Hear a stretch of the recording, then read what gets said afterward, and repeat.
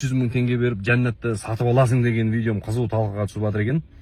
Біріншіден ол жамағат мұсылман өзі ораза не болып жатыр, өзі ораза чотон болып жатсыңдар, өзі ғайбаттың неше түрлі кетіп жатыр. Екіншіден, бұл ешқандай логикаға сыймайтын нәрсе емес. Бұл тек қана атеистердің логикасына сыймайды да, әйтпесе мұсылманның иманына сыяды бұл нәрсе. Біріншіден, пайғамбар саллаллаху алейхи вассалам Осман 300 түйені Алла жолында құрал сайманымен бердім деген кезде, Осман радиаллаху анху пайғамбарымыз саллаллаху алейхи вассалам Осман жәннатты сатып алды, әрі одан кейін ол не істесе де оған зиян тигізбейді деген. Пайғамбарымыз қабыл болған қажылықтың сыйы жәннат деген. Қажылыққа сені ешкім тегін апармайды. Саған самолет тегін билет бермейді. Арабтар саған тегін гостиница бермейді. Сен оны сатып аласың. Қажылықтың бағасы $7,000 қазір.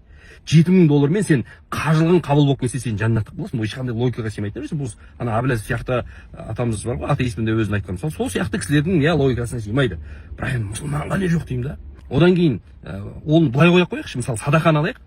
Адам басына бір бәле келе жатқан болуы мүмкін, мысалы авария немесе бір рак сияқты аурулар, оны $100,000 төлеп адам құтыламауы мүмкін, ол нәрседен емделмейді ол нәрсе, мысалға сондай бәле. Бірақ соны пайғамбар хадисінде айтып тұр, садақа бәле жаланы қайтарады дейді. Садақа бәле жаланы қайтарады. Яғни сен біреуге бір берген 10.000 теңгең садақаң, немесе біреуге берген бір Алла жолында бір жұмсап қалған бір $1,000 сені миллиондаған, миллиардтаған мәселелерден сені аман қалуы мүмкін да. Бұл нәрсе атеистердің ғана логикасына сыймайды да. Ал шынайы мұсылман үшін иманның шеңбері